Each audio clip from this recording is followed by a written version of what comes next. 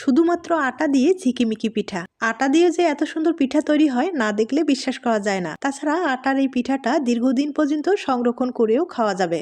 অনেক সময় দেখা যায় চালের গুঁড়োটা হাতের কাছে থাকে না, তাই আটা কিন্তু সবসময় হাতের কাছে থাকে। তাই আটা দিয়ে সহজেই এই ধরনের পিঠাগুলো তৈরি করা যাবে। প্রথমে আটা নিয়ে নিতে হবে, স্বাদ মতো লবণ আর ফুটন্ত গরম জলটা ব্যবহার করতে হবে। এরপরে একটা বেটার তৈরি করে নিতে হবে, আর বেটারটা ভালোভাবে ফেটিয়ে নেওয়ার পরে একটা চালনির সাহায্যে ভালোভাবে চেলে নিতে হবে। চেলে নেওয়ার পরে নরমাল প্লাস্টিকের ব্যাগে ভরিয়ে এভাবে কিন্তু সহজেই ডিজাইন তৈরি করে নিতে পারেন। আমি কিছুটা বেটারে একটু ফুড কালার ব্যবহার করলাম। আপনাদের ফুড কালারটা পছন্দ হলে দিয়ে দিবেন অথবা স্কিপ করতে পারেন। একইভাবে অনেকগুলো পিঠা তৈরি করে নিলাম। এই পিঠাগুলো রোদ্রে শুকাতে হবে, আর রোদ্রে শুকিয়ে দীর্ঘদিন পর্যন্ত সংরক্ষণ করে খাওয়া যাবে। আর আপনারা চাইলে কিন্তু এভাবেও জালি পিঠা হিসাবে খেতে পারেন, তবে আমি রোদ্রে শুকিয়ে আপনাদের তেলে ভেজে দেখিয়ে দিচ্ছি।